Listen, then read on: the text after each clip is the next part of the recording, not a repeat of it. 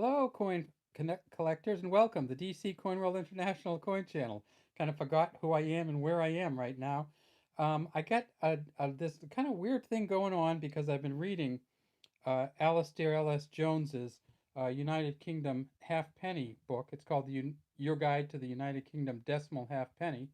Um, and I found something really weird in there, so I kind of wanted to look at it and talk to you about it. And this book is a great book. What he's done is, and I'm going to turn a little bit sideways there. He's looked at the guide to the decimal half penny and kind of followed it through the years that the decimal half penny was available. And of course, you can do that a little easier than some other coins because it wasn't available for that many years.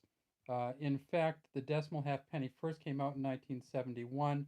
They stopped making it in 1981, and then they demonetized it on December 31st, 1984.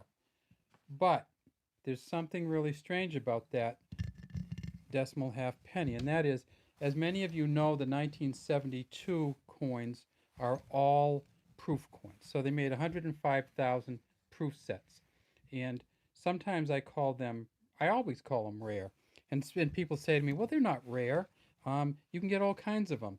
Well, if if you're looking at rare in terms of what the cost is, um, they're not hugely costly. These 1972 half pennies. Um, you can get them in a proof set for about $10 to $15, but guess what? You get them individually, it still costs you probably $10 to $15. So let's take a look at it. There she is right there, Queen Elizabeth II, in the Arnold Machin portrait, the second portrait. And this is the only portrait that was ever on the half new penny. So for its whole career from 1971 till 1981, it had the Arnold Machin portrait on it, and then they stopped making it. She's wearing the Girls of Great Britain and Ireland tiara, as you can see right up here with the two prongs in the front. And one of the things that, of course, Alastair Jones talks about is with some of these coins, you don't get much separation between the outside beading and the actual halfpenny, but in this one we get some pretty good separation. And you can actually see plenty of space between there. If we look at the edge, we see that it is a smooth edge. And if we get onto the back, we see that it says new penny at the top, 1/2, 1/2 at the bottom. And then we have these things. You know what these look like to me? They look almost like the pawns in a chess game.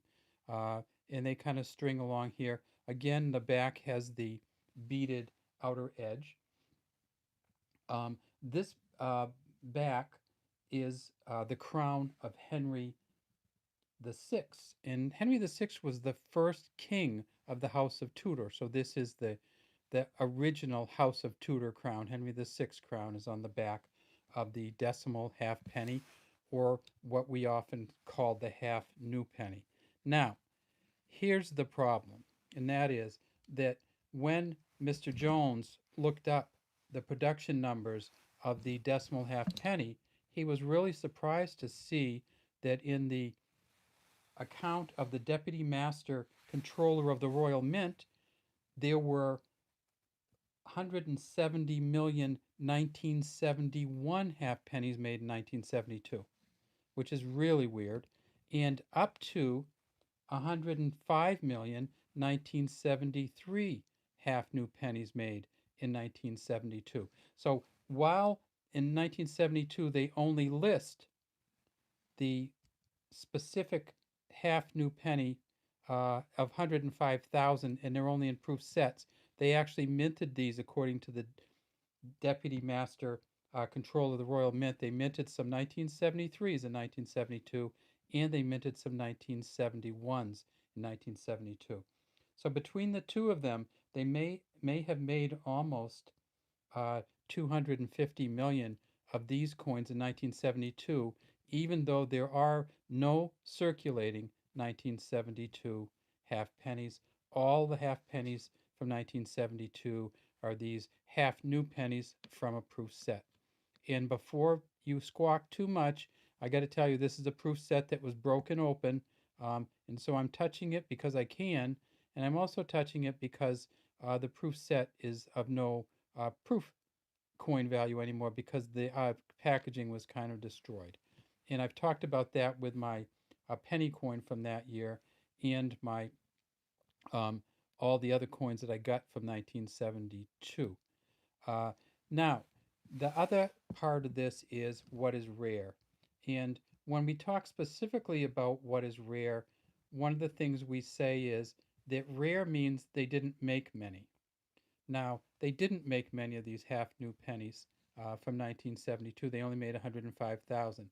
But what some people consider rare is what costs the most or is the most expensive.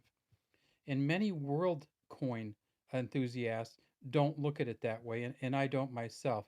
The most expensive coin isn't necessarily the one that made the least of. It may be an error coin or something else, or it's one that people want the most. So, for instance, we have these huge prices sometimes for some of these Eisenhower dollars from 1972, but they made all kinds of them. But people want them and they like them and they collect them. So, rare for collectors is sometimes what people want the most and are willing to pay the most for rather than what what was made the least of. And then you have some world coins that they hardly made any at all, but nobody wants them. And when you get that, technically, I'd say they're rare, but many people would write to my channel and say, no, they're not rare because nobody pays anything for them. You can get one for 50 cents. The fact that you can get a coin, a world coin, or any coin for 50 cents doesn't mean it's not rare. It just means that nobody wants to buy it. So let's finish up here. All of these coins could have been made in 1972, as far as we know, because the Royal Mint made some 1971 coins in 1972 and some 1973 coins in 1972 and 150,000 proof sets. I mean, 105,000 proof sets in 1972. The only one we can guarantee was made in 72 is this one right here, but we just don't know about the 71s and the 73s. All right, have a great day from DC Coin World International Coin Channel. And we'd love to have you subscribe to our channel and leave any comments you might have in the comments section.